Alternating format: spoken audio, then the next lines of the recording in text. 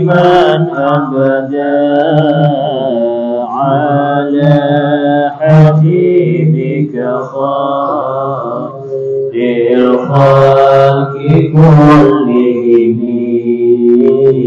يا رب صل على من حل في الحرم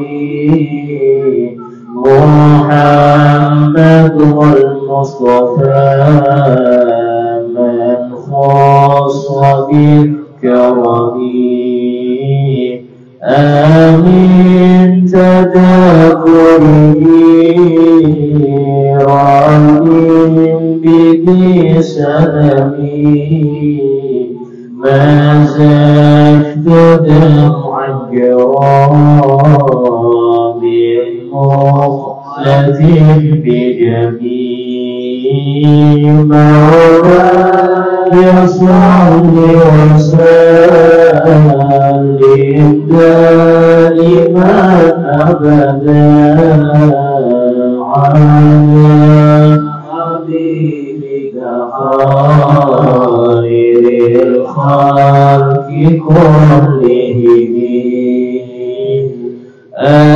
أذهبت الريح من تلقاء كاظمة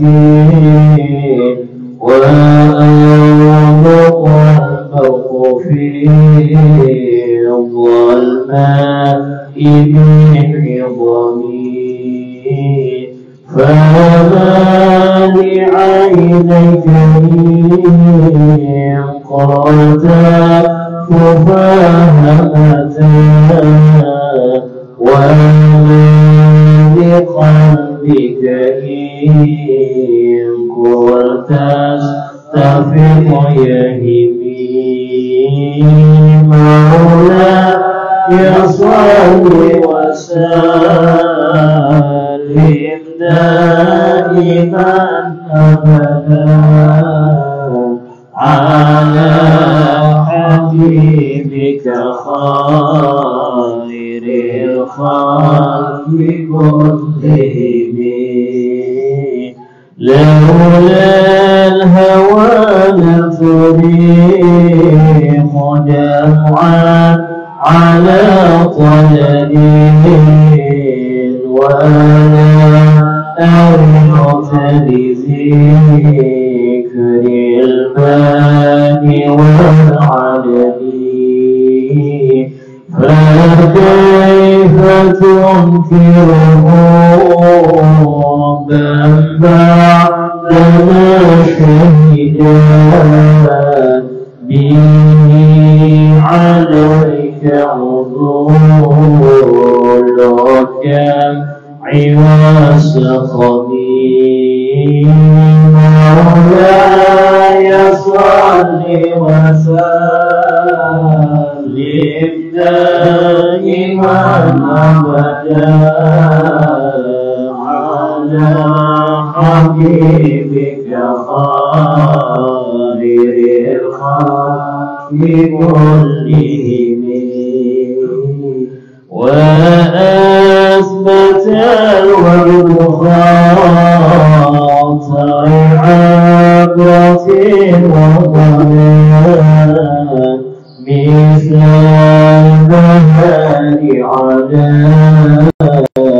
خديك والعلم نعم صراطهما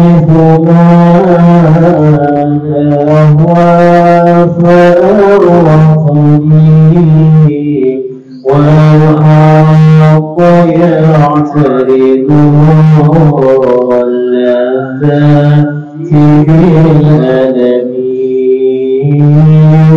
مولاي صل وسلم دائما أبدا على حبيبك خير الخلق كلهم يا لائمي في الهوى عذري معذرة مني إليك ولا أنصفت لم تلومي عادك حالي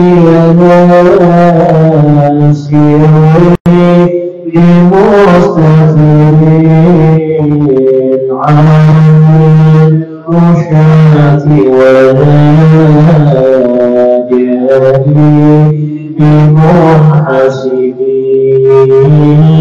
مولاي صل وسلم دائما أبدا على حبيبك خير الخلق كلهم ما حاط من سلاك لست أسمعه إن المحب عليل عذاب في صدري إني اتهمت نصيح الشيب في عدل والشيب أبعد في نصح عميت هميم مولاي صل وسلم دائما أبدا على حبيبك خير الخلق كلهم فإن أمرتي بالسوء ما تعظت من جهلها بنذير الشر والهرم ولا أعدت لنافع جميل قرار ضيف ألم براسي ومعتشمي مولاي صل وسلم دائما أبدا على حبيبك خير الخلق كلهم لو كنت أعلم أني ما أوقره كتبت صعبتاني منه بالكتب يا رب بالمصطفى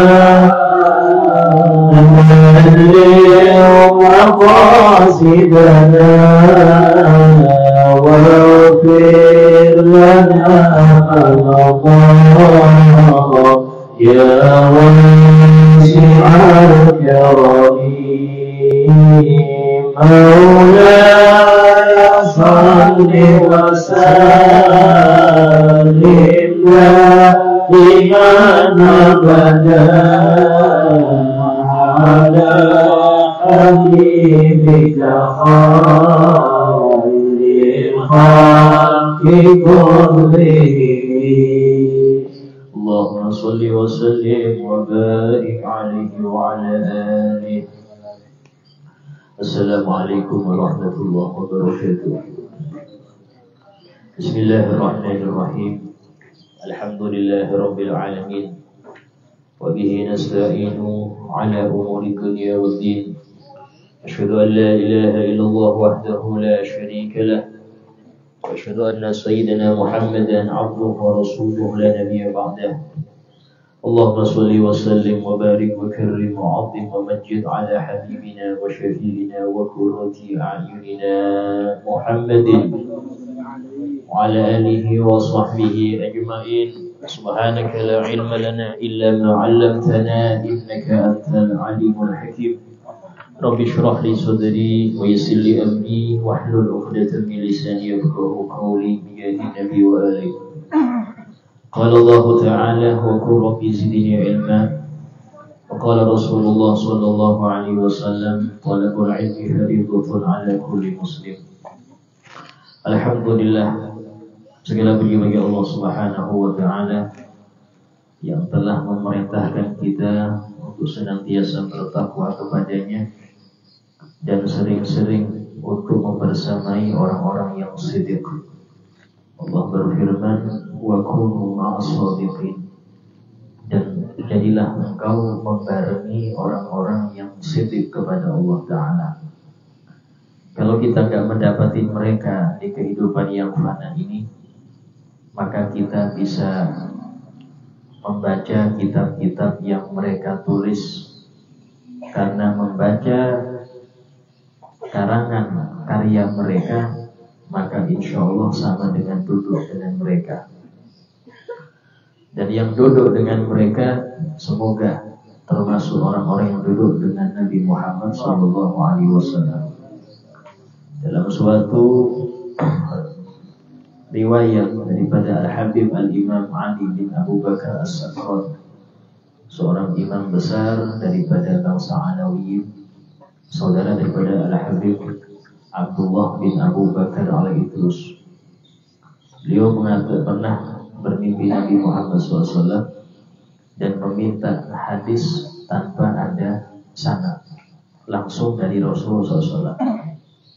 Maka di antara ucapan Nabi kepada beliau, man jalasa ma'a waliyyin lillah walau kasyajati baydah. Barang siapa yang duduk dengan seorang wali, seorang yang ma'rifat kepada Allah walaupun sebentar, karena kaman jalasa ma'i, maka dia sama dengan duduk denganku. Sehingga ini kita termasuk daripada golongan tersebut. Amin ya rabbal alamin. Alhamdulillah, masih kita di dalam kajian kitab Hidayatus Salikin, itu sampai halaman 108. Ada yang ingat? 117.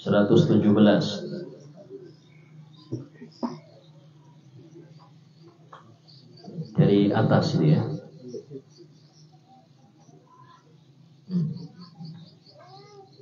Ini 116 ini ada yang belum ya. 116 ya. Sampai baris ke berapa? Hah? Paling atas ya.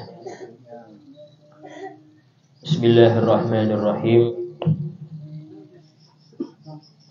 Kita masih dalam pembahasan bacaan tahiyat ya, yang sempurna, yaitu dengan sholawat Ibrahimiyahnya serta doa-doa setelahnya. Itu sampai kita kepada bacaan halaman 116. Allahumma inni dhalamtu nafsi. Ya Allah, sesungguhnya aku mendolimi diriku sendiri. Dzulman katsira, dengan kedoliman yang sangat banyak. Arti dolim di sini menempatkan sesuatu bukan pada tempat selayaknya, itu dolim. Orang naruh sandal di kepala, dolim. Naruh kopiah di dengkul, apa dengkul? Di lutut. Sering ada orang naruh kopiah di sini, itu dolim.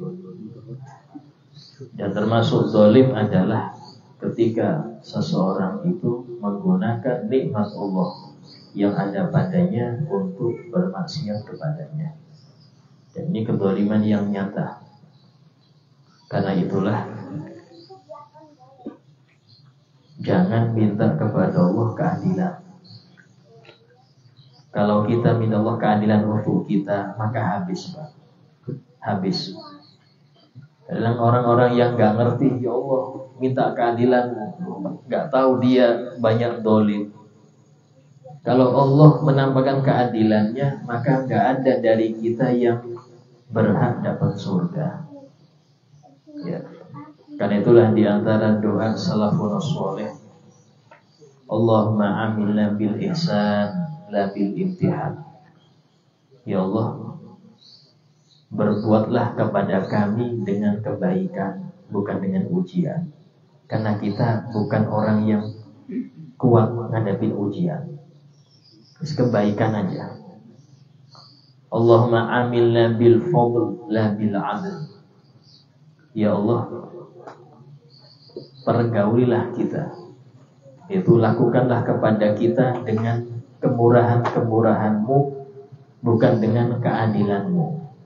So, kalau kita sudah kena keadilan Allah, maka yang ada siksaan demi siksaan.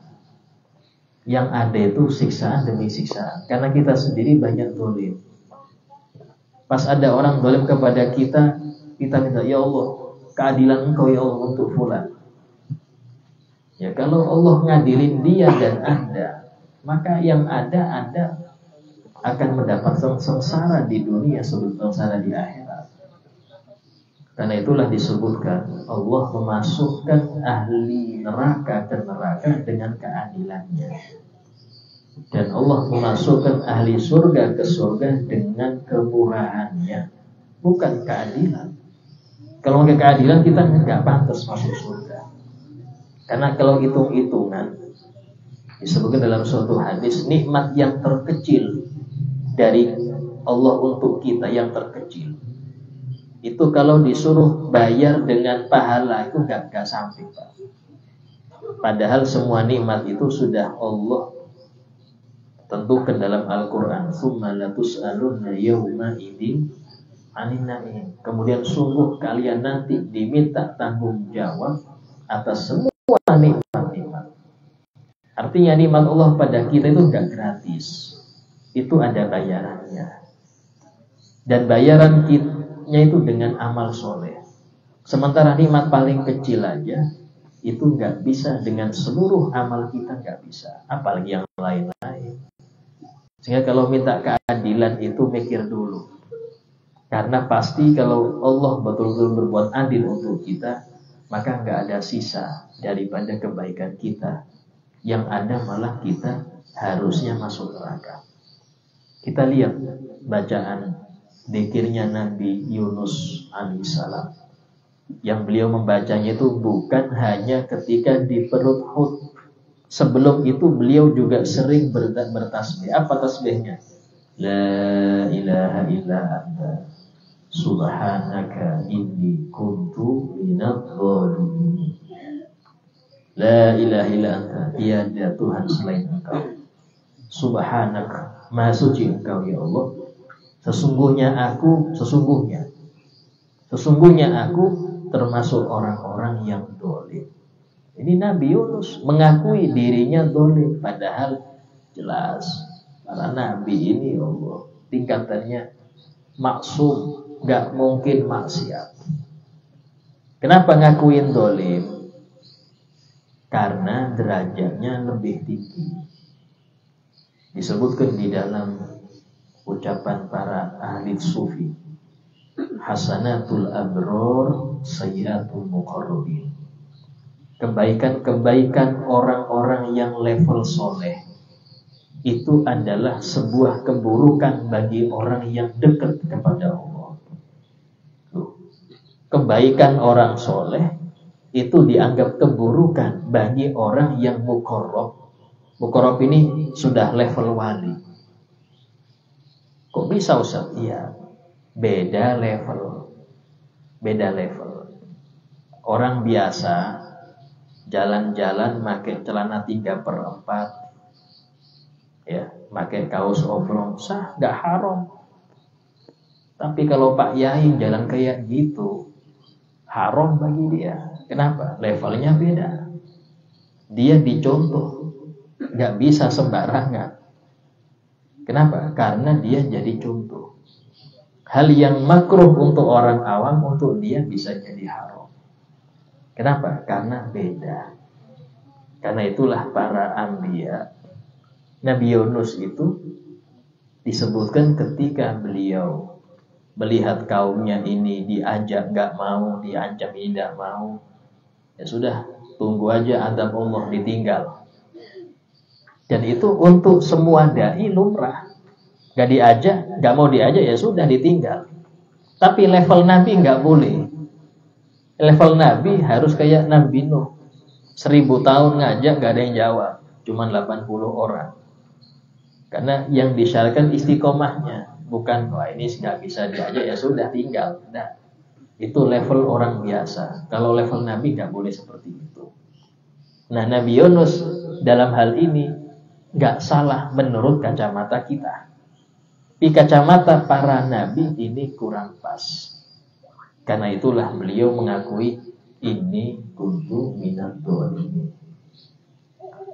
Sehingga dalam hal ini pengakuan seorang hamba kalau dia banyak dolim itu merupakan sesuatu yang baik. Karena memang mengaku salah, mengaku diri kurang, itu adalah sifat orang-orang yang ahli introspeksi diri. Ya, bahkan dilarang seseorang itu menganggap dirinya suci, bersih dari dosa. Allah berfirman, wala tuzakku anfusakum, janganlah kalian anggap suci diri kalian. Huwa a'lamu biman ittaqa, dia Allah lebih tahu siapa yang bertakwa. Sehingga dalam hal ini berbuat baiklah, tapi jangan merasa sudah baik. Jangan merasa sudah jadi orang baik. Sehingga di antara ucapan orang-orang soleh, laisa sya'an syuhudut tashmir fit tashmir. Bukanlah laki-laki sejati itu yang menyaksikan kesungguhan dirinya di dalam kesungguhan ibadah. Walakin sya'an syuhudut taqsir fit tashmir. Tapi laki-laki sejati, orang muslim sejati, yang dia betul-betul mencari ridho Allah, tapi merasa banyak telendurnya. Sudah full setiap waktu ibadah, merasa kurang. Ini baru musim jadi. Sampai kapan itu? Sampai wafat sifat itu dipegang. Kadang-kadang digoyangkan dengan pujian orang. Oh Masya Allah, sampai ini Masya Allah. Goyang sudah. Iyakah? Oh iyakah? Ini sudah repot. Atau di mana-mana dilulukan, ya, ditaruh di depan terus, itu bisa bikin goyang. Sehingga Al-Habib Abdullah bin Abu Bakar Idris beliau mengatakan, sungguh demi Allah, orang yang nyium tanganku seperti nembeling aku. Aku kalau cium langsung nembeling. Cuman ini harus karena pendidikan. Orang tua jangan dia merasa gak pantas untuk dicium tangan oleh anak-anaknya. Seorang kakak jangan merasa gak pantas ketika dicium oleh adik-adiknya tangan dia. Walaupun adik-adiknya ini sumpama ustadz semua, dia toh enggak. Kenapa? Karena pendidikan. Seorang ustadz dengan murid-muridnya jangan merasa nggak pantas juga. Kenapa? Pendidikan. Walaupun dia merasa astagfirullah, salah saya, banyak dosa ya gini dicium. Tapi harus. Kenapa? Mendidik dia biar dia menjadi anak yang menghormati yang lebih tua. Itu harus. Tapi untuk dia jaga. Jangan merasa oh berarti saya lebih unggul nih. Nah, bisa jadi yang anak lebih unggul daripada orang tuanya. Allah berfirman, aba'ukum wa abna'ukum la tadruna ayyukum aqrabu lakum naf'a. Orang tua kalian dan anak-anak kalian enggak tahu siapa dari mereka yang lebih banyak manfaatnya di akhirat kelak. Bisa jadi sang anak lebih tinggi derajat daripada sang ayah. Bisa jadi sang murid lebih tinggi makomnya daripada sang guru. Bisa jadi. Tidak ada yang mengetahui. Bisa jadi pembantu lebih tinggi derajatnya daripada majikannya. Kenapa? Karena yang ngerti adalah Allah Subhanahu wa Ta'ala. Ya. Status di dunia tidak berpengaruh sedikit pun. Ya. Yang pengaruh itu adalah nanti di akhirat.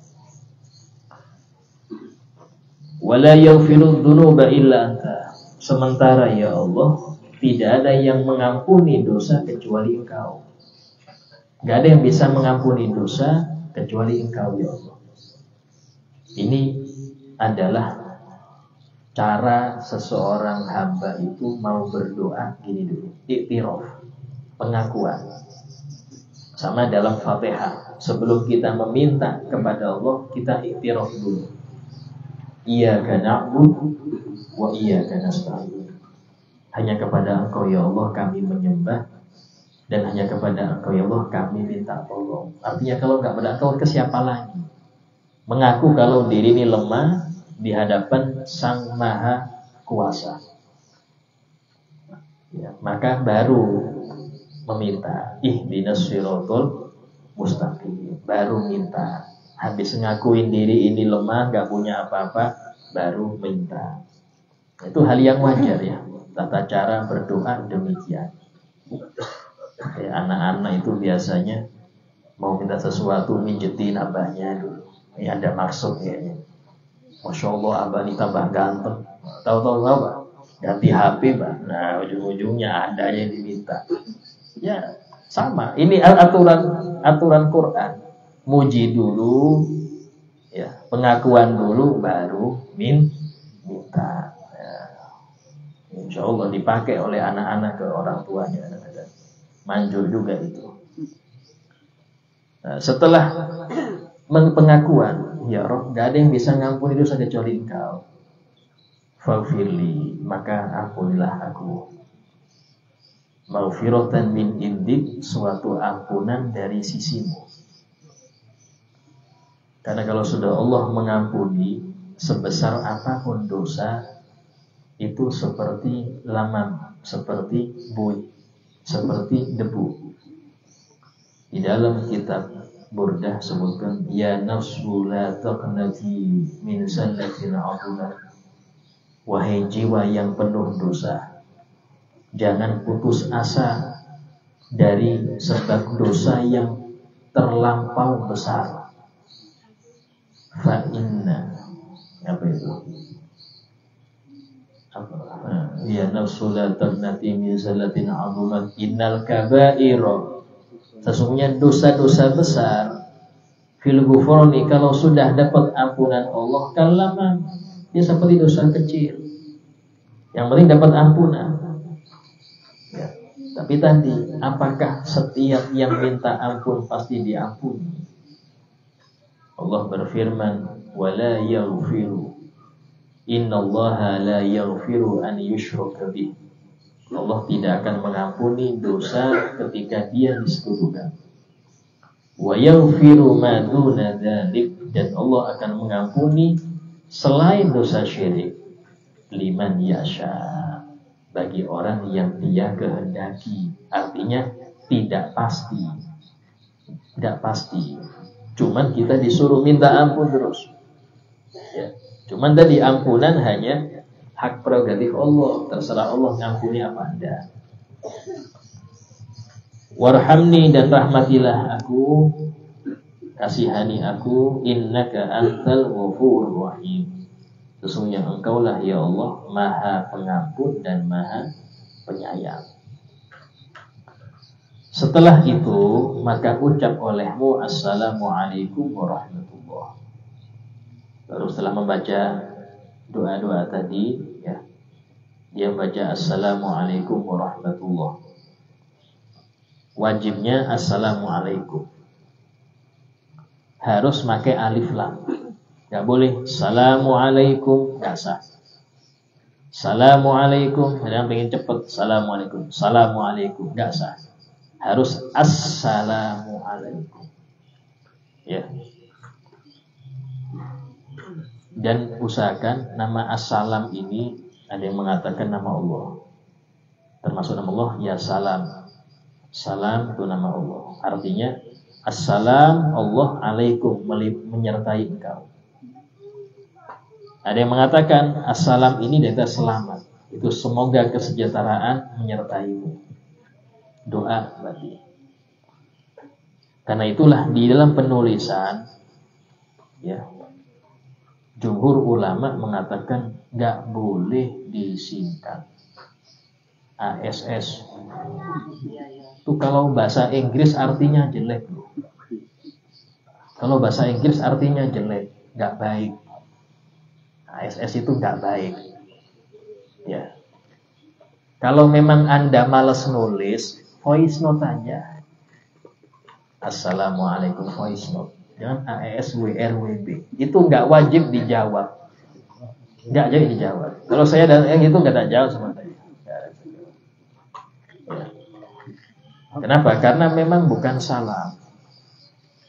Sama sholawat sallallahu alaihi wasallam itu SAW. Subhanahu wa ta'ala SWT. Ini nggak boleh. Bahkan pertama kali disebutkan dalam kitab, orang yang pertama kali menyingkat sallallahu alaihi wasallam, dia tulis shot ain lam mim. Ya, sallallahu shot lam ain mim, sallallahu alaihi wasallam. Dia singkat. Itu langsung lumpuh tangannya berapa hari kemudian. Tapi karangan dia berlanjut, yang niru banyak. Gara-gara dia yang mulai langsung lumpuh tangannya disebutkan. Ini berarti teguran dari Allah langsung ya. Sehingga jangan kita pelit-pelit untuk mendoakan Nabi. Ya. Atau menyebutkan Subhanahu wa ta'ala, memuji Allah itu dan SWT. Nah, kemudian di antara syarat salam ya. Pertama harus pakai alif lam assalamu alaikum. Yang kedua harus lafaz jamak kum. Enggak boleh assalamu alaika. Walaupun dia sendirian sholatnya.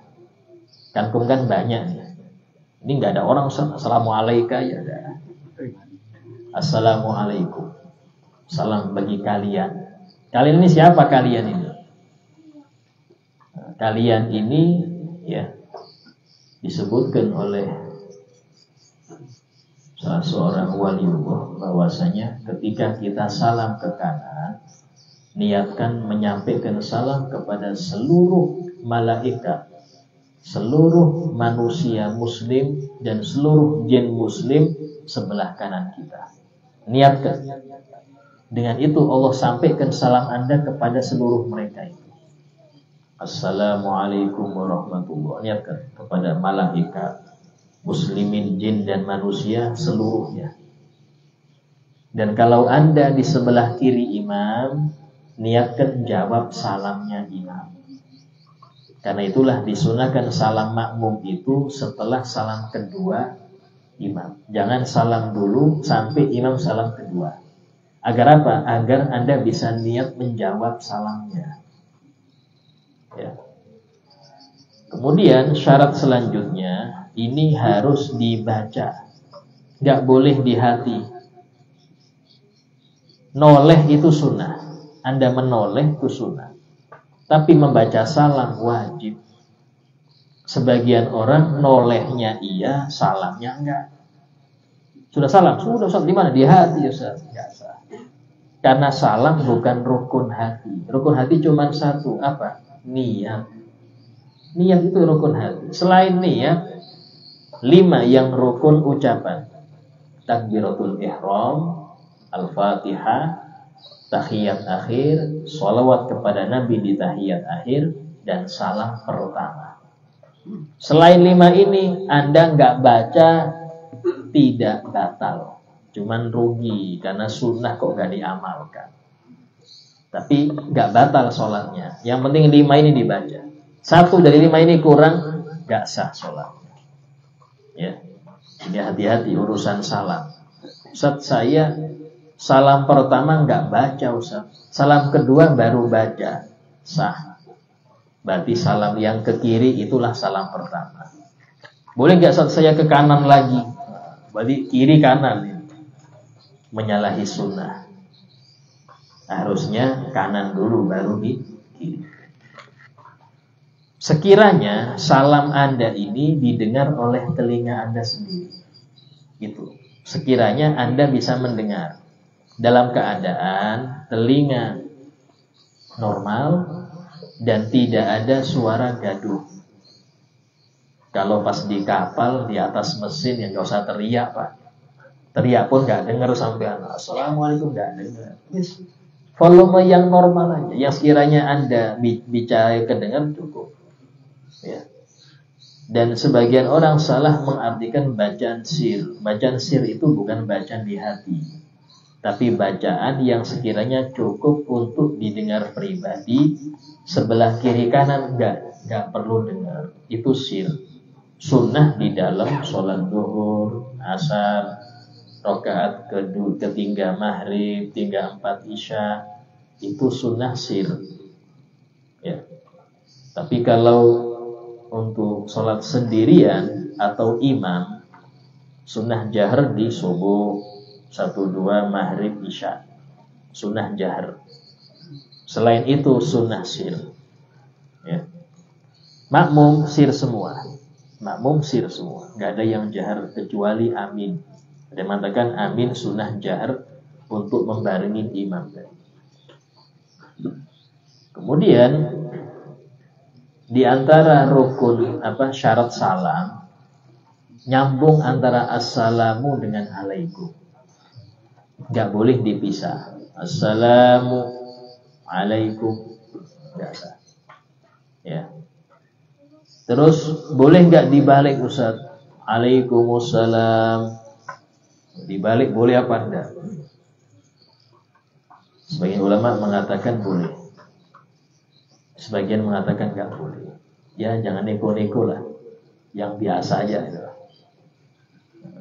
Assalamualaikum. Sunnah menambah warahmatullah, dan tidak perlu wabarakatuh kecuali sholat jenazah. Ya.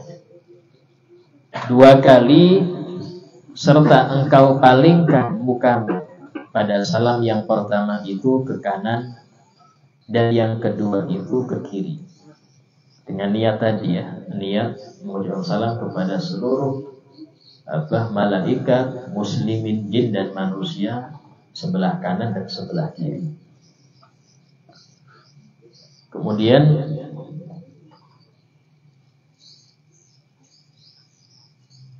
sekira-kira, nah ini nolehnya itu semana. Sekira-kira dilihat oleh orang yang sisimu akan kedua pipimu. Sisimu di sini maksudnya belakang. Orang bisa lihat pipi kita, itulah menoleh yang afdol.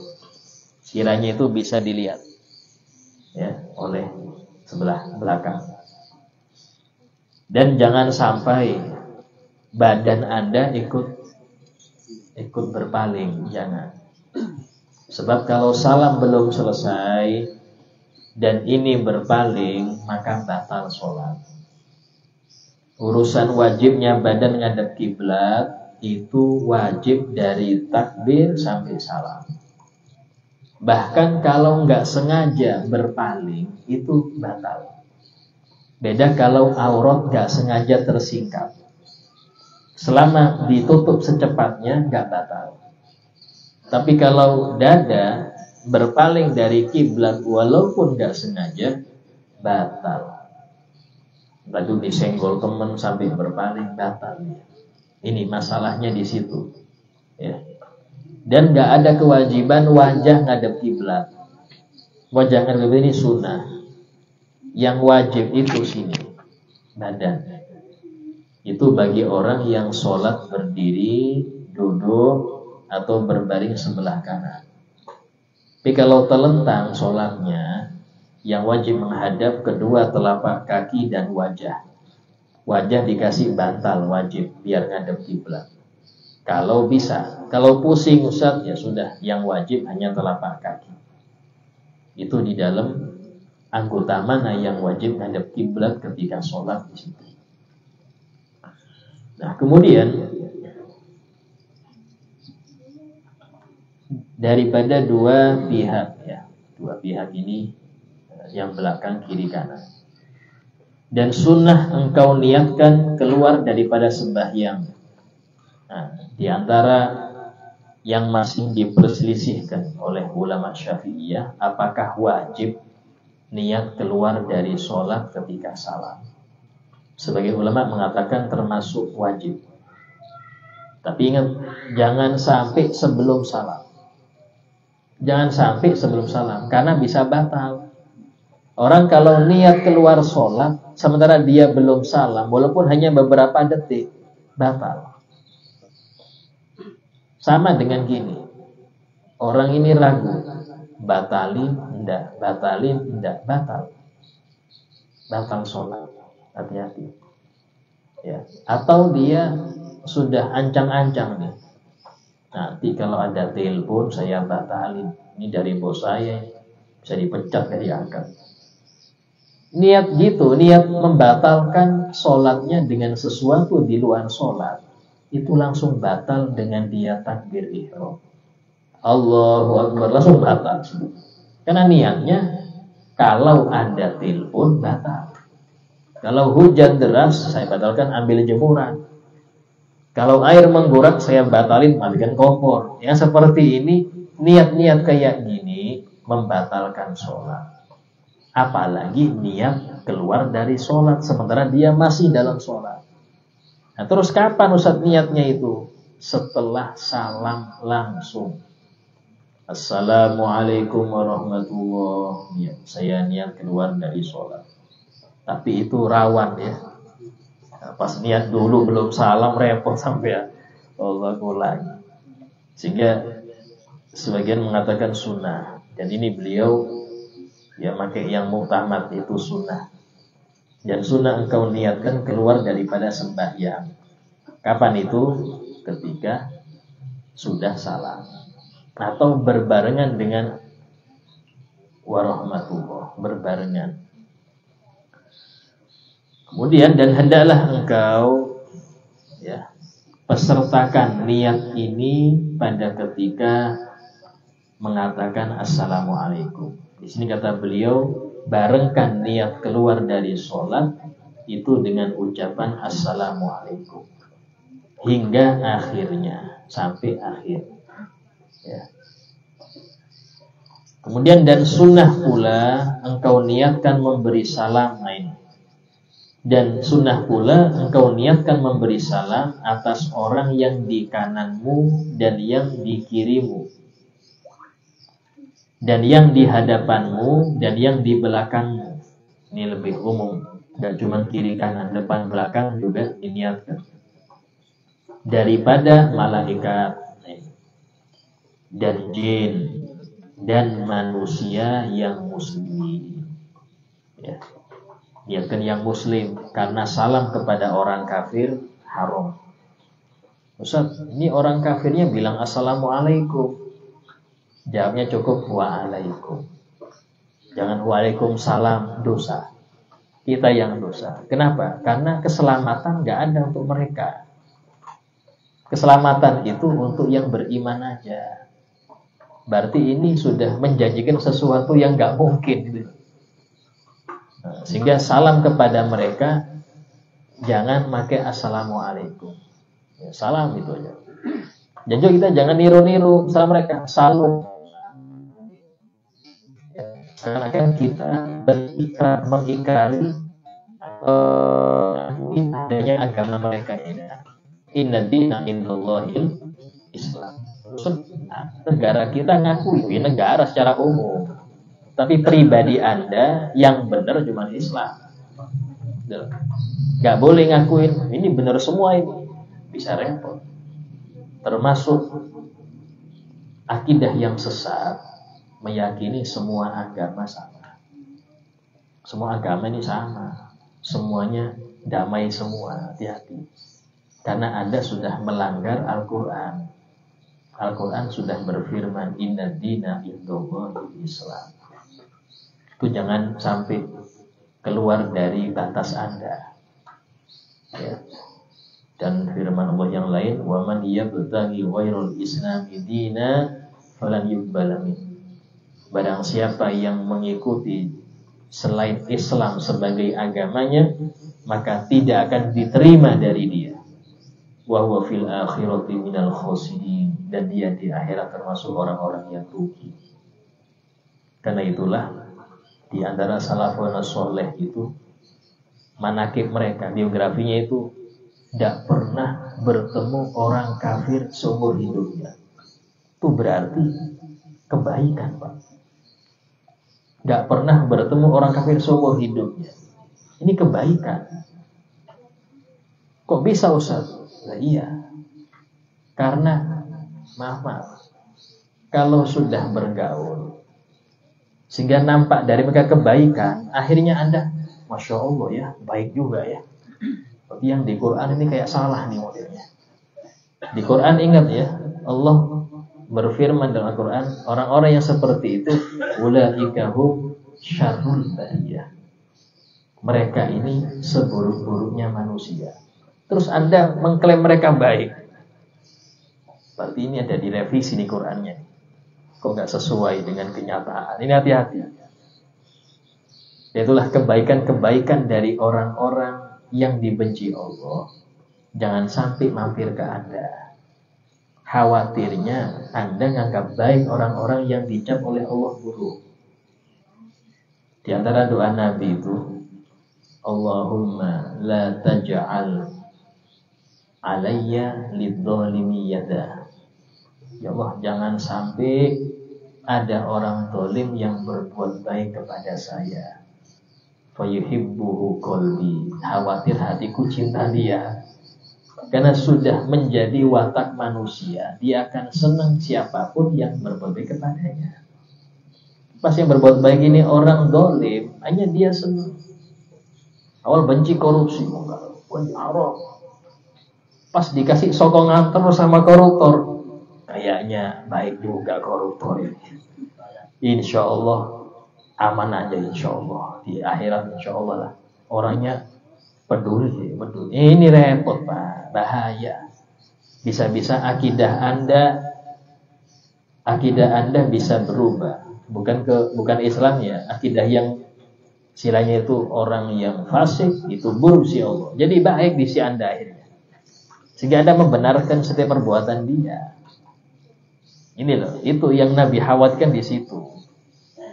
Nah, itulah mengapa orang-orang dulu itu istilahnya jual mahal betul kalau sudah urusan sama orang tua. Bukan malah dempet, mepetin dah, jual mahal dah. Kenapa? Khawatir tadi. Karena sifat manusia, dia akan menganggap baik orang yang berbuat baik kepada dia, siapapun itu. Sehingga hati-hati ya. Nah, kemudian ya kan di sini inilah kelakuan atau inilah perbuatan sembahyang orang yang seorang-orang ya. Itu sholat orang yang sendirian maksudnya. Dan lagi akan datang kelakuan imam dan makmum insyaallah ta'ala. Nanti akan dibahas bagaimana sifat sholatnya imam dan makmum atau berjamaah. Ini yang sholat sendirian ya. Di sini tidak dibahas sunnah setelah sholat. Sunnah setelah sholat itu diantaranya baca istighfar. Istighfarnya ini dengan sigot apapun, redaksi apapun silahkan. Astagfirullah, astagfirullah, astagfirullah boleh. Astagfirullahaladzim alladzi la ilaha illa huwal hayyul qayyum wa atubu ilaih, silahkan. Astagfirullahaladzim li wa liwalidayya wa lil ashabil huquqil wajibati alayya, sampai akhir silahkan. Redaksinya bebas. Intinya istighfar.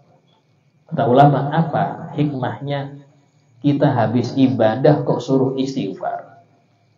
Harusnya kan habis maksiat istighfar. Ya, habis ibadah loh, kok suruh istighfar?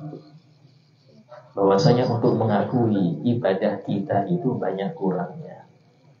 Istighfar untuk gak khusyuknya. Ini Nabi loh ya. Istighfar itu dari Nabi. Nabi sendiri loh. Yang sholatnya itu paling lengkap, paling sempurna. Istighfar habis sholat. Apalagi kita ya. Terus yang kedua, membaca La ilaha illallah wahdahu la syarikalah lahul mulku wa lahul hamdu yuhyi wa yumiit wa huwa ala kulli syai'in qadir. 10 kali untuk maghrib dan subuh. Ini yang dari Nabi ya. Kalau dari ulama banyak. Intinya ada hal zikir-zikir yang jangan sampai Anda tinggalkan.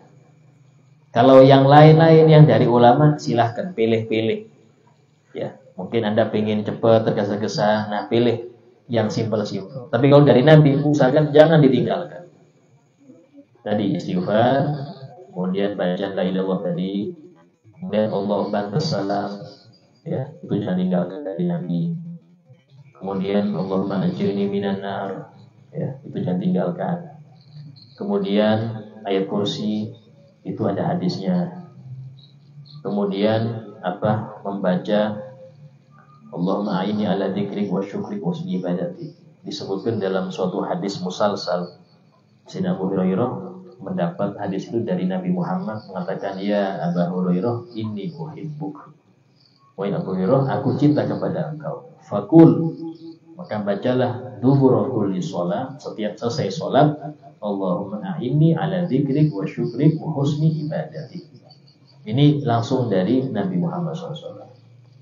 Kemudian tasbih 33, tahmid 33, takbir 33. Dan ini redaksinya banyak ya. Ada yang tasbih 33, tahmid 33, takbir 34, ada. Ada juga yang tasbih 10, tahmid 10, takbir 10. Ini bagi yang sudah enggak bisa lama karena ditunggu sumpah. Sehingga tak pakai itu aja. Kan ada hadisnya itu. Semuanya ada hadisnya. 10 kali, 10 kali cukup. Ada juga yang 12. 12 sampai 11 antara itu. Itu yang paling kecil 10 tadi. Sehingga jangan sampai Anda meninggalkannya walaupun Anda enggak sempat cari yang 10 ini. Ya, tapi jangan tiap hari yang 10 dipakai, jangan. Ya, yang inti ya 33 itu. Tapi kalau memang mepet, itu ada di sebagian riwayat hadis 10-10 Nabi membaca. Baru kemudian doa. Ini doa ini jangan ditinggal. Dalam suatu hadis, sahabat bertanya, ya Rasulullah, ayu du'ain asma'. Wahai Nabi, doa yang bagaimana lebih dekat dengan istijabah. Allah Maha mendengar. Ya, cuman masalah ijabah ini yang apakah wajib Allah mengijabahi setiap doa? Tidak. Tapi mendengar, Allah pasti mendengar. Cuman bahasanya sahabat ini, ya Rasulullah, doa mana yang lebih didengar? Artinya lebih mendekati ijabah. Kata Nabi, fi jawfil lail, doa di tengah malam. Doa di tengah malam. Ini ibarat kata jalan tol sepi, yang doa jarang jam segitu. Maka langsung itu, enggak ada macet-macetnya. Ya. Wa dubura kulli sholatin maktubah. Dan setiap selesai sholat fardu. Itu diantara waktu yang mustajab. Dan ini menampik daripada ucapan sebagian orang tidak disunahkan doa habis sholat. Sekian orang ada itu yang melarang, boleh doa habis sholat. Ini ada hadisnya. Termasuk waktu mustajab adalah doa habis sholat. Kemudian di antara sunnah yang lain, hendaknya orang yang habis sholat itu tidak beranjak dari tempatnya. Ya, jangan nyari sandaran dulu. Noleh-noleh keluar nyari sandaran, selonjor lagi kiblat, ya Allah. Jangan. Kenapa? Karena disebutkan dalam suatu hadis, orang habis sholat dan dia tetap duduk di tempatnya, tidak berpindah, tidak berhadas, tidak membicarakan hal-hal yang duniawi, maka malaikat senantiasa mendoakan dia. Apa doanya malaikat? Nabi menyebutkan, yaqulun, malaikat mengatakan, Allahumma ghfirlahu, ya Allah ampunilah orang ini. Allahumma arhamhu, ya Allah rahmatilah orang ini. Terus. Sehingga disebutkan salah satu ulama mengatakan, kalau Anda mengalami kesialan terus, benar nggak tahu ini dosa apa saya ini. Dosa nggak ada dosa, tapi kok sial terus hidup. Maka sering-seringlah sabar, gak berpindah setelah sholat. Kenapa? Yang dicari istighfarnya malaikat untuk dia. Kita mencari doanya malaikat, dan itu lebih melebur akan dosa Anda daripada istighfar Anda sendiri. Ya. Ulama mengatakan sampai kapan seseorang itu berdiam diri? Sampai doanya imam. Habis imam doa silahkan. Anda mau keluar dari masjid, mau pindah silahkan. Tapi kalau selama itu belum, tetap sabar aja. Boleh merubah posisi duduk? Boleh. Ke belakang dikit, maju dikit, gak apa-apa. Tapi khusus untuk dzikir musabba'at, ya 7 dalam sholat Jumat, itu posisi duduk jangan berubah. Ustaz, ini imamnya baca pelan terus, Ustaz.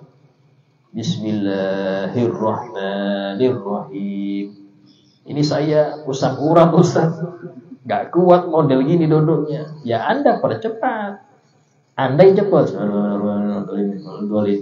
Sampai Fatihah 7 selesai, Al-Ikhlas 7, Al-Falaq 7, Anas 7. Walaupun imam belum sila, Anda sila dulu. Yang penting kan Anda selesai sudah.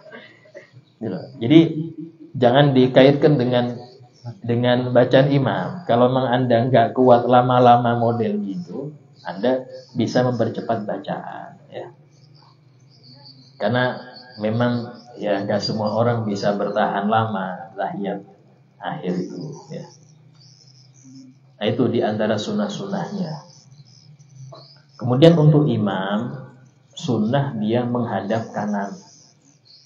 Kalau belakangnya itu orang awam, orang umum. Tapi kalau belakangnya itu semuanya murid dia atau anak-anak dia semuanya, maka sunnah ngadep makmum.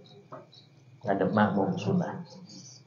Ya, bukan ngadep kanan. Tapi kalau orang umum, ya, dia ngadep ke sebelah kanan. Dan tidak perlu ketika doa dia ngadep kiblat lagi, nggak perlu.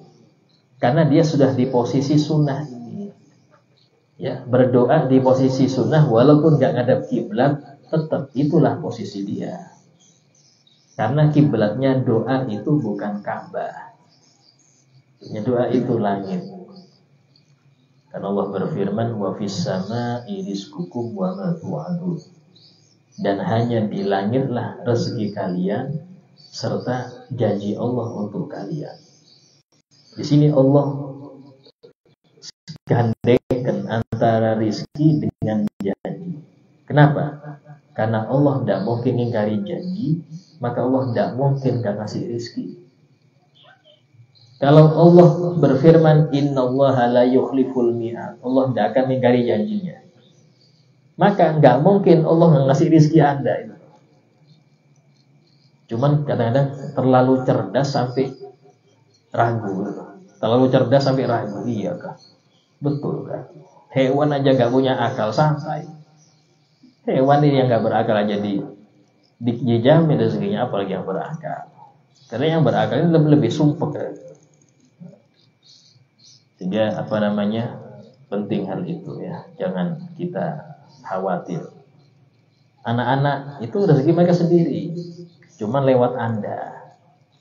Rezeki mereka itu lewat Anda, istri anak itu lewat Anda, nggak langsung. Karena itulah nggak boleh, ya, maaf, ikut program KB karena khawatir nggak bisa ngasih makan. Itu masuk haram. Bukan KB-nya yang haram, alasan Anda itu yang haram. Apalagi aborsi. Allah berfirman, wala taqtulu auladakum khasyata imlaq. Jangan kalian bunuh anak kalian karena takut fakir. Ya, alasannya ini yang bikin dosa. Kalau KB-nya enggak. KB-nya enggak. Paling full makruh KB itu. Kecuali kalau ngikat rahim. Istilahnya itu enggak mungkin lagi bisa hamil. Ini yang haram. Kecuali resiko saat ini kalau hamil resiko umur sudah 40 lebih. Umpama. Tapi subur banar nih. Ya enggak apa-apalah. Hukumnya karena resiko enggak apa-apa, enggak dosa. Itulah dalam istilah KB itu ada tahdidun nasli, ya, ada membatasi keturunan, ada yang takdim, meniadakan keturunan. Yang ini yang nggak boleh. Yang meniadakan, istilahnya nggak mungkin hamil langsung selamanya. Ini yang nggak boleh. Tapi kalau membatasi biar gampang didiknya, gampang ngaturnya, itu nggak apa-apa. Tapi kalau alasan karena nggak bisa, takut nggak bisa ngasih makan, haram. Kenapa? Ragu akan rezeki. Itu masuk ke maksiat tauhid. Ya. Nah, kemudian katakan di sini dan berkata Imam Al-Ghazali rahimahullah taala, wa imadus shalah al-khusyu' wa hudurul qalb ma'al qira'ah wa dzikir bil fahmi. Imadus shalah, intinya salat, ya. Imad itu tiang. Kalau tiangnya enggak ada, ambruk. Salat itu tiang agama. Tiangnya salat khusyuk. Ya, salat itu tiangnya agama. As-shalatu imaduddin dalam hadis. Tiangnya salat apa Ustaz? Tiangnya salat khusyuk. Khusyuk nggak ada, ambruk itu sholat. Sah tapi nggak ada nilainya. Bahkan disebutkan oleh Imam Ghazali, khusyuk itu masuk rukun. Ini beliau beda dengan ulama Syafi'iyah kebanyakan. Ulama Syafi'iyah kebanyakan mengatakan khusyuk itu sunnah secara fikih. Tapi beliau karena ahli sufi, khusyuk rukun, nggak khusyuk batal. Ini agak ekstrim, ya. Enggak khusyuk batal. Sehingga Imam Ghazali mengatakan imadus shalah khusyuk wa hudurul qalb, dan hadirnya hati. Ma'al qiraah, yang hadir hati itu bersama dengan bacaan. Wa dzikri, dengan dzikir, bil fahmi. Ini artinya beda antara paham dengan hadir hati. Kita kadang-kadang ngerti bacaan Fatihah itu, tapi pas baca nggak hadir. Pak artikan Ar-Rahman Ar-Rahim dengan nama Allah, ngerti ya. Malik Yaumiddin ngerti, tapi pas sholat nggak hadir hati. Ini paham, cuman hadir hati nggak. Ada yang hadir hati, dia menggambarkan bacaan yang dia baca. Iya karena na'budu, iya karena nasta'in. Tulisannya itu dia bayangkan iya karena, tapi nggak tahu artinya, nggak paham. Ini juga bukan khusyuk. Ya, jadi khusyuk itu diantaranya hadir hati dan paham makna yang dia baca atau yang dia dengar dari bacaan imam. Ya, hadir hati, kemudian paham, ya, kemudian rasa takut untuk tidak diterima sholat. Yang keempat adalah ikhlas karena Allah, itu khusyuk. Yang kelima, mengharap semoga ini sholat diterima oleh Allah. Ini 5 sifat ini mulai dia takbir sampai salam. Takbir sampai salam itu dia lazim, ini dipaksakan. Kalau dia lalai sedikit atau mikir pasar lagi, paksa nih, hadir lagi. Kadang-kadang mikir, tadi buka WhatsApp apa ini, paksa lagi. Karena itulah mengapa perpindahan rukun fi'li itu pakai takbir. Ada rahasianya. Takbir itu mengingatkan Anda Allah Maha Besar. Yang lain kecil nggak usah dipikir. Nah, kayak gitu. Allahu Akbar, Allah yang Maha Besar. Yang lain kecil, nggak usah dipikir. Di otot-otot ngelamun lagi, sami Allahu liman. Atau ini dia ngelamun lagi, Allahu Akbar. Dipaksa terus, dijejelin terus sampai terbiasa dia khusyuk. Dan khusyuk ini termasuk ciri-ciri keberuntungan untuk orang yang beriman. Ciri pertama, qad aflahal mu'minun, sungguh telah beruntung, telah sukses orang yang beriman itu. Yang bagaimana? Alladzina hum fi sholatihim khusyu'un. Ciri pertama yaitu mereka yang khusyuk dalam sholatnya. Gak cuma sholat, khusyuk kan. Dan itulah Al-Imam Abdullah bin Alawi Al-Haddad radhiyallahu anhu dalam Nasuhih. Beliau mengatakan, Allah memerintahkan sholat bukan sholatlah, tapi wa aqimus sholat, tegakkan sholat, bukan sholu. Kenapa? Karena bukan hanya sholat yang disuruh kita ngerjakan, tapi iqamah sholat itu ada dua, kata beliau. Iqamah zahir, iqamah batin. Iqamah zahir ini mencakup thaharah, bersuci, mencakup ngadep kiblat, mencakup hal-hal yang sebelum sholat itu dilengkapi dulu. Adzan, iqamah, qobliyahnya. Ya. Yang kedua, iqamah batinah. Iqamah batinah apa? Hadir hati, paham makna, ikhlas, gak ujub setelah sholat, merasa takut ditolak sholatnya. Itu iqamah batin. Dua-duanya harus dikerjakan. Baru dia termasuk muqimis sholat. Di antara doanya Nabi Ibrahim untuk putra-putranya, jadikan Rabbi ja'alni muqimus sholat. Ya Allah, jadikanlah aku orang yang menegakkan sholat, bukan musholin. Kalau musholin saja banyak yang musholin, tapi muqimis sholat jarang. Ya, kalau musholin aja, sampai lihat di masjid, musholin semua. Panggil satu, Pak, berapa yang bikin batal sholat? Tidak tahu, Ustaz, bukan muqimis sholat. Saya tanya, berapa rukun sholat? Tidak tahu, yang penting sholat aja. Ustaz, ini musholin, tapi bukan muqimis sholat. Sementara yang dituntut oleh Allah, wa aqimus sholat, bukan sholu. Sholatlah kalian, bukan. Tegakkan sholat itu. Dan ini sangat penting. Makanya di dalam makna Al-Quran ini tinggi-tinggi, Pak. Karena kalau mendalami Quran itu, ya Allah, itu seluas samudra memang.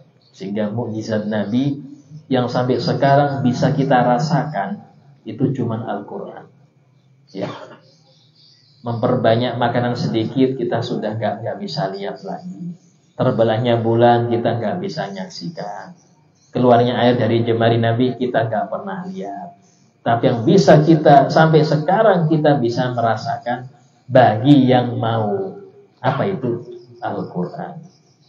Sehingga Al-Habib Ali Al-Habsyi di dalam qasidahnya yang awalnya itu lakum busyrul ijabati wal qabuli minal maula biwastir rasuli, itu dikatakan tanazzuluhu alal ulama ibatin, turunnya ilmu Al-Quran kepada para ulama itu kekal. Di sini pakai kata ulama, kenapa? Karena kalau nggak tadabbur nggak bisa. Kalau cuma asal baca, walaupun hafal nggak bisa dapat ilmu Quran, nggak bisa. Paling mentok tajwidnya aja. Itu kan ilmu baca. Tapi ilmu Quran itu yang seluas samudra itu hanya ulama. Ulama ini siapa sih? Yaitu yang mendalami, yang mentadabbur. Tadabbur itu ada ilmunya, Pak. 2 syarat pertama. Nanti ilmu ulumul Quran, ada ilmu balaghah, ilmu itu digabung jadi satu, barulah dapat rahasia-rahasianya. Minad dahri, sampai akhir kiamat nanti. Wa huwa munqati'un nuzuli. Sementara Quran sudah terputus turunnya. Nabi wafat enggak turun lagi. Selesai. Tapi ilmu Quran tetap. Karena itulah sebagian besar ulama salaf itu mereka punya baca Quran. Ada Quran yang khusus baca, ada yang khusus tadabbur. Yang khusus yang baca ini bisa seminggu hatam, sebulan 2 kali, 3 kali hatam. Tapi yang tadabbur sampai wafat gak hatam. Disebutkan oleh sahabat Abdullah bin Umar bin Khattab, putranya Sayyidina Umar bin Khattab. Kata beliau, aku hatam Al-Baqarah 8 tahun. Padahal sahabat Abdullah bin Umar, beliau mengatakan, aku hatam Al-Baqarah 8 tahun. Kenapa? Tadabburnya. Wa walidi, ayahku hatam Baqarah 12 tahun. Dari sini aku tahu ayahku lebih alim daripada aku, lebih mendalam. Al-Hadad mengatakan ada 2 orang sama-sama membaca Al-Baqarah. Cuman yang satu lebih cepat dari yang kedua. Yang kedua lebih tinggi pahalanya karena dia pakai tadabbur. Sehingga dalam hal ini termasuk kurang pas kalau orang baca Quran itu pengen cepat-cepat hatam. Dikejar hatam, ini harus 1 juz nih. Nah, nikmati Quran itu, jangan terpaksa. Jangan jadikan itu sesuatu yang paksaan. Kalau nggak baca, salah saya. Jadi kenikmati. Kalau orang nggak menikmati itu, masya Allah nggak sadar. 8 juz tahu sekali duduk 8 juz nggak sadar, Pak. Kenapa? Menikmati. Banyak orang menikmati. Ya, itu Quran. Sehingga diantara para ulama Bani Alawi, Habib Muhammad bin Hasan Jamanulail, datuknya para habaib yang bahasa Jamanulail, bangsa Baharun, itu beliau. Itu beliau digelari Jamanulail, malam yang indah. Kenapa? Karena kalau baca Quran di Ramadan itu tidak pernah siang, bacanya pasti malam. Kenapa? Takut batal. Karena dia kalau baca Quran ada rasa madu di mulutnya. Ada rasa madu, saking manisnya itu, sehingga nggak mau baca Quran di siang hari Ramadan. Dibaca di malam, takut batal puasa. Ya Allah, kita nggak batal kalau baca Quran. Quran di musola itu kadang awet, kecuali Ramadan. Nggak rusak, dibaca Ramadan aja. Ya, semoga Allah merubah keadaan kita jadi lebih baik. Artinya, bermula tiang sembahyang itu yaitu khusyuk, yakni tetap tetap angkut kayaknya. Tetap ingat kalau nggak salah ini ya. Tetap ingat dan hadir hati kepada Allah Ta'ala serta membaca Quran dan zikir dengan paham maknanya. InsyaAllah kita lanjutkan kajian akan datang pada malam Senin yang akan datang insyaallah. Sebagai paripurna majelis, ada yang bertanya, silakan tanyakan. Ya. Assalamualaikum warahmatullahi wabarakatuh. Waalaikumsalam. Yang pertama, materi yang kajian tadi nanti tentang jual beli yang dilarang. Ketika kita memesan makanan dengan kemas tanpa adanya sebuah alat jual beli, apakah itu bisa? Kemudian untuk saat ini apakah dibenarkan dengan membaca surah Al-Fatihah, surah Al-Ikhlas, Al-Falaq, An-Nas untuk mengganti zikir subhanallah 33 kali, alhamdulillah 33 kali. Misalnya belum ada yang membaca di atas tersebut menggantikan zikirnya. Yang terakhir, bagaimana kiat-kiat atau cara untuk mencapai ridho Allah dan bisa kita ketahui bahwa yang kita lakukan ini sudah mendapatkan ridho Allah. Ya, yang pertama masalah jual beli ya. Jadi kalau di dalam kita nyuruh orang untuk membeli, itu dia membeli dulu, baru kita beli dari dia. Istilahnya kita nyuruh orang membeli, dia sudah beli nih, sah akadnya, baru kita beli dari dia. Dia awal pembeli, sekarang jadi penjual. Tapi setelah serah terima kan, serah terima itu sah. Ya, model-model COD lah. Kayak kurir sekarang ada seperti itu. Kurir beli dulu, ya nanti dia menjual kepada kita. Itu sah. Kalau pesan di dalam kitab pesan itu kita nyetor duit, dia menentukan harga. Mau beli, saya belikan ini, coba belikan mobil Avanza warna ini, keluaran tahun ini berapa. Nanti yang dipesan ini ngitung dia. Apa yang dia hitung? Ongkos dia ke sana, ya. Kemudian keuntungan dia berapa gini. Baru sekian. Silakan taruh nawar di situ. Kalau sudah deal, serahkan duitnya. Kurang tanggungan yang membelikan. Kalau kurang karena dia salah ngitung. Kelebih ya dia ambil keuntungan. Yang penting sudah setuju dalam itu mesen yang benar. Kalau mesen duitnya nanti, itu berarti dia beli dulu, saya akad dengan dia lagi. Itu sah, ya. Terus kemudian yang kedua, masalah apa tadi? Dzikir, ya. Tasbih ini nggak bisa diganti dengan yang lain. Artinya itu sudah dari Nabi. Yang saya bilang kalau yang dari ulama, contoh baca laqad ja'akum, atau membaca amanur rasul atau zikir-zikir yang lain, ya itu silahkan dikurangin atau ditambahin silahkan. Tapi kalau tasbih nggak bisa tergantikan, ya dengan bacaan al-ikhlas, al-falaq, an-nas nggak bisa, karena itu yang paten sudah paten. Terus yang ketiga, menggapai ridho Allah itu sesuatu yang samar. Arti samar, kita nggak bisa mendeteksi ridho Allah itu di mana.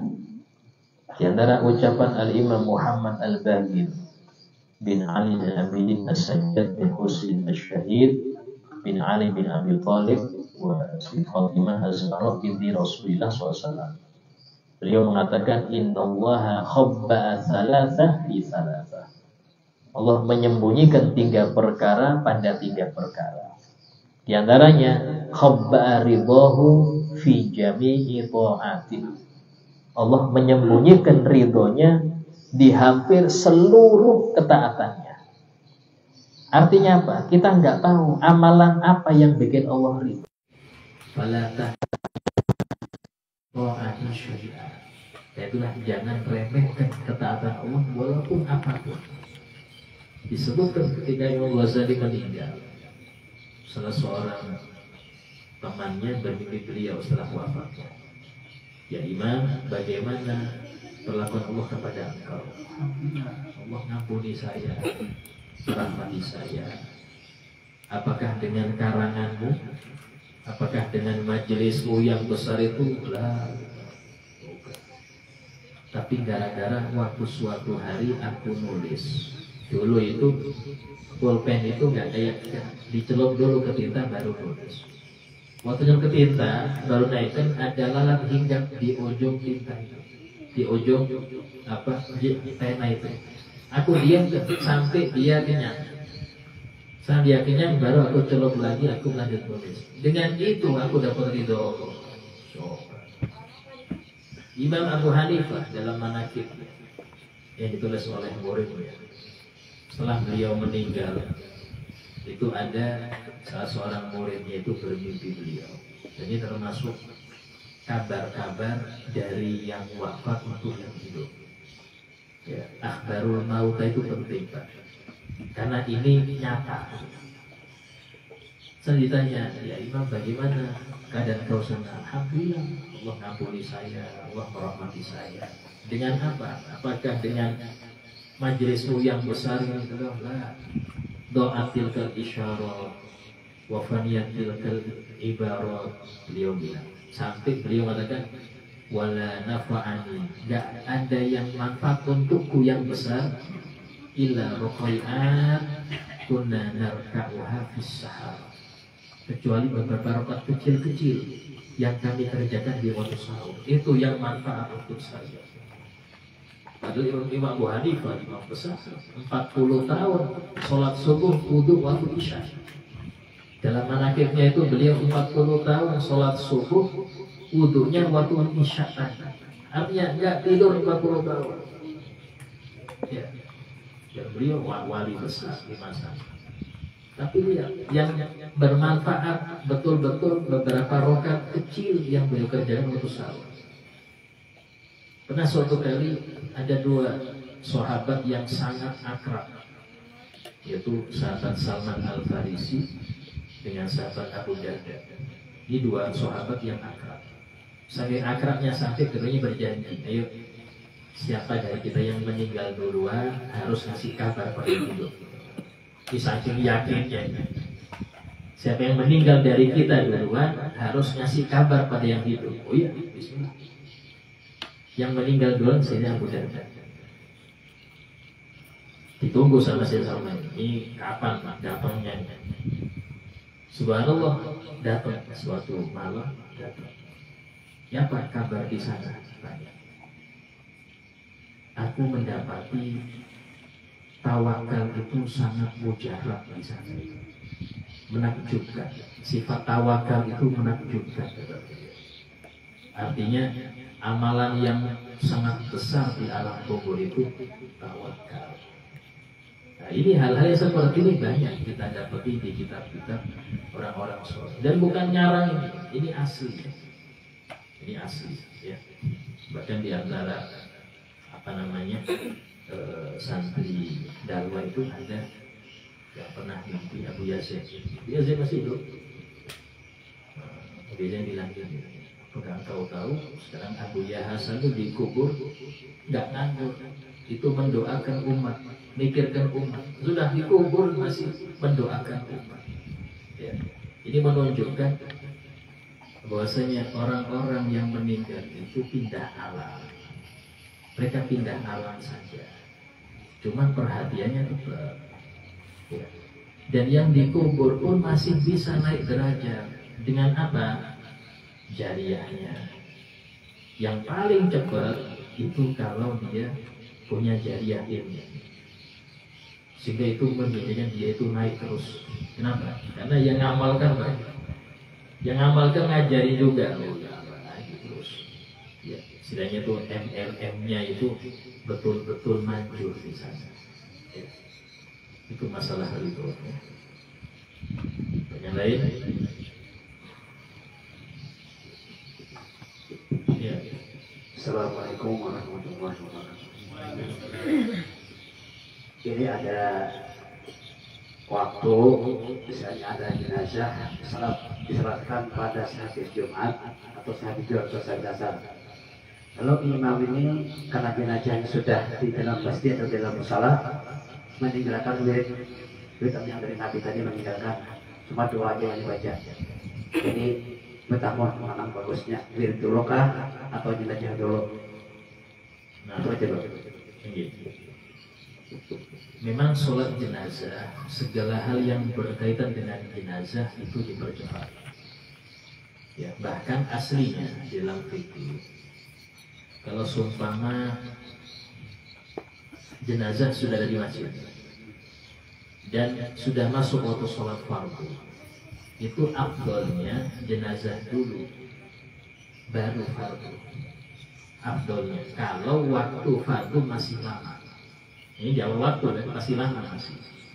Tapi kalau waktu fardu sudah mepet, fardu dulu baru jenazah. Kayak di Martapura jenazah dulu, baru fardu. Kalau di sini saya perhatikan fardu dulu, baru jenazah. Ya tidak masalah, karena memang mungkin ada sebab-sebab ya, dan kita tidak perlu mempermasalahkan itu asli. Cuman urusan wirid kayak apa Ustaz? Nah, dalam urusan wirid, karena memang ini sholat, urusan jenazah ini hendaknya dipercepat, tidak apa-apa untuk ditinggalkan. Aslinya nggak meninggalkan, tetap dibaca waktu Anda di motor, Anda ngangkut jenazah, tetap dikir. Bahkan nggak termasuk orang itu meninggalkan dikir kalau dia tetap berzikir walaupun sudah keluar dari musola atau masjid. Di motor subhanallah, nggak masalah, lanjut. Yang sampai rumah tinggal doanya. Allah baik, terima kasih dan langsung makan. Nah, intinya dalam hal ini, dzikir itu kalau memang nggak bisa Anda tetap baca, karena memang Allah memuji orang-orang yang dzikir bukan hanya waktu tertentu. Lihat, Allah mensifati orang-orang cerdas dengan dua perkara. Di akhir surah Ali Imran Allah berfirman, Inna fi khalqis samawati wal ardi wa ikhtilafil laili wan nahari la ayatin li ulil albab. Sesungguhnya di dalam penciptaan langit dan bumi serta silih bergantinya siang dan malam terdapat tanda-tanda kebesaran Allah untuk orang-orang yang cerdas. Siapa yang cerdas itu? Ada dua sifat yang Allah sematkan. Pertama, alladzina yadhkuruna Allaha qiyaman wa qu'udan wa 'ala junubihim. Orang cerdas itu yaitu orang-orang yang sering zikir dalam keadaan dia berdiri, duduk atau berbaring. Artinya, megang tasbih bukan cuma habis sholat, selesai taruh di centelan, nanti ya maghrib saya pegang lagi kawah tasbih. Nah, zikir itu setiap waktu. Ya, sebagian orang tasbihnya taruh di sajadah. Selesai sholat dibungkus tuh tasbih dengan sajadah, nanti dibuka lagi waktu sholat selanjutnya. Zikir itu setiap waktu. Sehingga dalam hal ini Anda kalau memang nggak bisa duduk zikir karena ada hajat, tetap zikir dalam keadaan berjalan. Di motor kendaraan tetap berzikir, walaupun zikir sholat. Sifat yang kedua untuk orang cerdas, wa yatafakkaruna fi khalqis samawati wal ardi, dan dia banyak tafakur, banyak merenung akan hikmah penciptaan langit dan bumi, sampai dia mendapatkan sesuatu yang mahal sehingga dia mengatakan Rabbana ma khalaqta hadza batila. Ya Allah, Engkau tidak menciptakan alam ini sia-sia, pasti ada maksud. Tidak mungkin ini sia-sia, pasti ada maksud. Baru itulah dia mendapat iksir, rahasia besar. Kenapa tafakur tadi? Ya. Tafakur ini biasanya orang-orang ilmiah cepat. Kayaknya banyak orang-orang kafir mu'alaf gara-gara dia senang neliti. Senang neliti akhirnya muncul ada roh di sini, ada Tuhan yang atur. Baru dia beriman. Itu kuat imannya Pak, daripada kita yang mulai kecil beriman tapi gak pernah belajar. Itu lebih kuat mereka. Ya, seperti itu ya. Insya Allah ya. Kita baca tahlil dulu ya.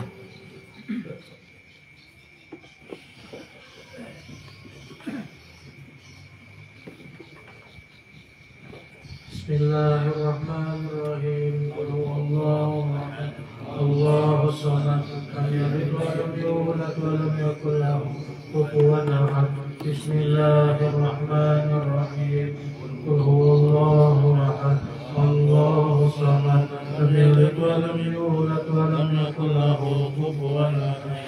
Bismillahirrahmanirrahim. Qul huwallahu ahad. Allahu Samad. Lam yalid wa lam yulad wa lam yakul lahu kufuwan ahad. La ilaha illallah. Allahu akbar. Bismillahirrahmanirrahim. Qul a'udzu birabbil falaq min syarri ma khalaq wa min syarri ghasiqin idza waqab wa min syarri naffasati fil 'uqad wa min syarri hasidin idza hasad. La ilaha illallah. Allahu akbar. Bismillahirrahmanirrahim. Qul a'udzu birabbin nas, malikin nas, ilahin nas, min syarril waswasil khannas, alladzi yuwaswisu fi sudurin nas, min al-jinnati wan nas. La ilaha illallah. Allahu akbar. Wabillahi hamdu. Bismillahirrahmanirrahim. Alhamdulillahi rabbil alamin. Arrahmanir rahim. Maliki yaumiddin. إياك نعبد وإياك نستعين اهدنا الصراط المستقيم صراط الذين أنعمت عليهم غير المغضوب عليهم ولا الضالين. أفضل الذكر فاعلم أنه لا إله إلا الله. لا إله إلا الله. لا إله إلا الله. لا إله إلا الله. لا إله إلا الله. لا إله إلا الله. لا إله إلا الله. لا إله إلا الله. لا إله إلا الله. لا إله إلا الله. لا إله إلا الله. لا إله إلا الله. لا إله إلا الله. لا إله إلا الله. لا إله إلا الله. لا إله إلا الله. لا إله إلا الله. لا إله إلا الله. لا إله إلا الله. لا إلا الله. لا إله إلا الله. لا إله إلا الله. لا إله إلا الله. لا إله إلا الله. لا إله إلا الله. لا إله إلا الله. لا إله إلا الله. لا إله إلا الله. لا إله إلا الله. لا إله إلا الله. لا إله إلا الله. لا إله إلا الله. لا إله إلا الله. لا إله إلا الله. لا إله إلا الله. لا إله إلا الله. لا إله إلا الله.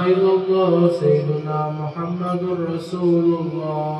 لا إله إلا الله. سيدنا محمد رسول الله. اللهم صل على سيدنا محمد. اللهم صل عليه وسلم. اللهم صل على سيدنا محمد. اللهم صل عليه وسلم. صل على سيدنا محمد.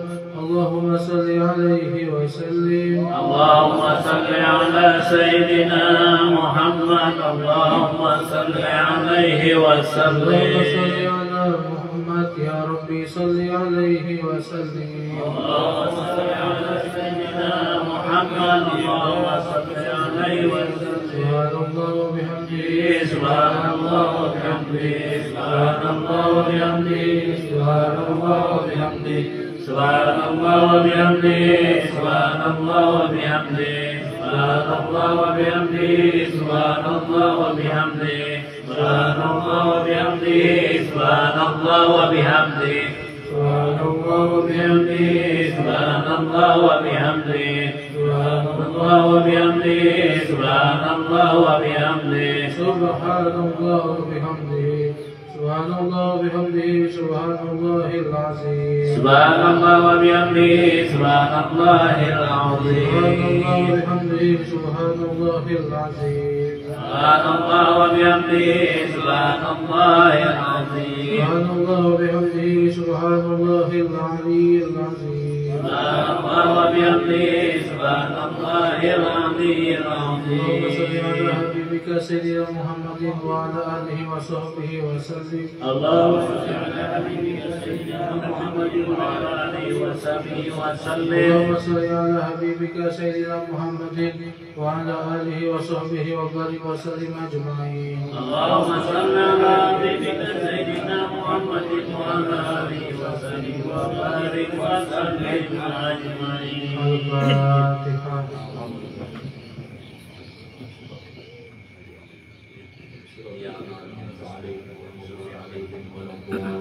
الضالين آمين.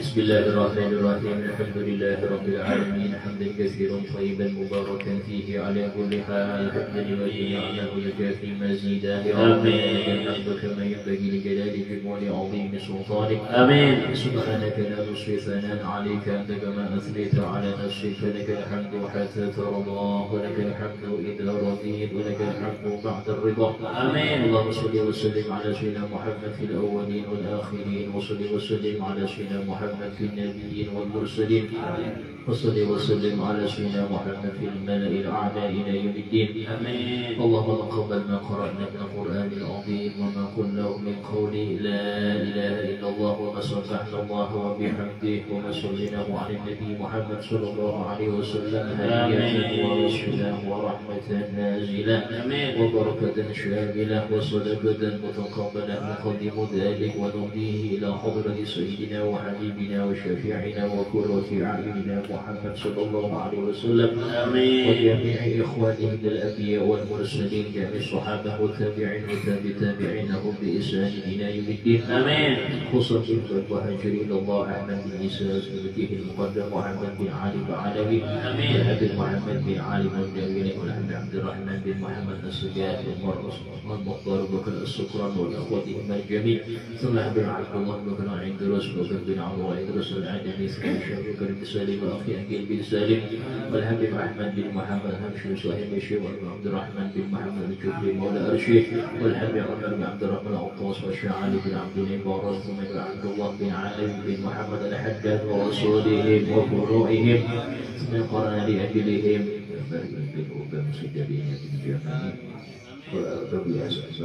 فداء لهم من النار فكا لهم من النار وسرا لهم من النار ونجاة لهم من النار. اللهم اغفر لهم وارحمهم وعافهم واعف عنهم وادخل في قبورهم الروح والريحان والحسد والأمان والعفو والرضوان يا حنان يا منان يا من إذا سئلنا أعطى وإذا استغنى عنه.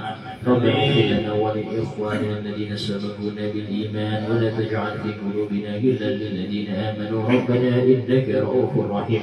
ربنا آتنا في الدنيا حسنة وفي الآخرة حسنة وقنا عذاب النار.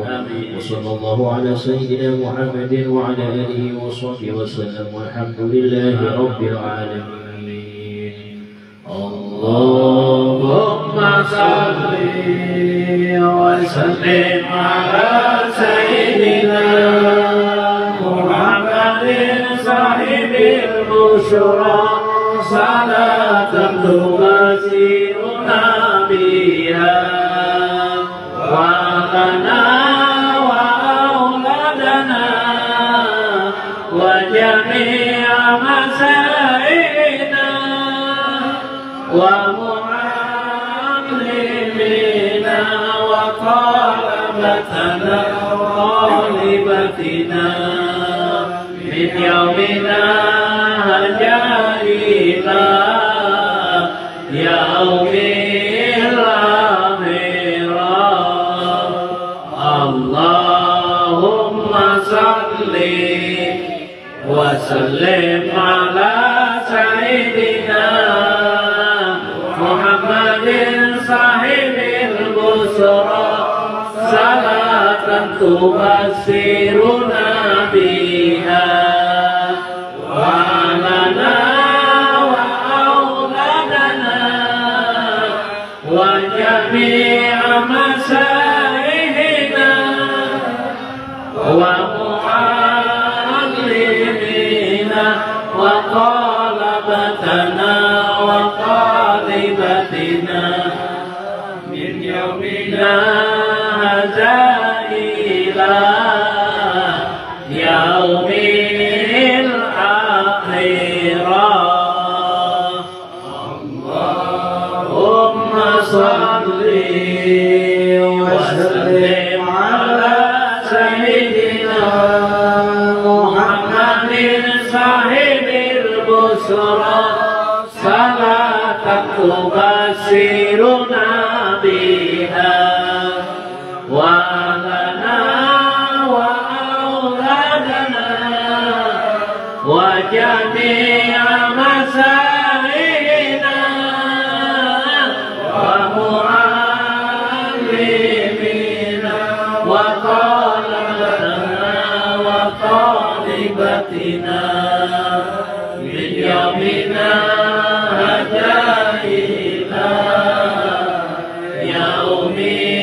الآخرة. يا ربنا اعترفنا بأننا اعترفنا وأننا أسرفنا على لظى أشرفنا، فتب علينا توبة تغسل لكل حوبة، واستر لنا العورات وآمن الروعات، واغفر لوالدينا ربي ومولودينا والآل والإخوان وسائر الخلان، وكل ذي محبة أو جيرة أو صحبة، والمسلمين أجمع آمين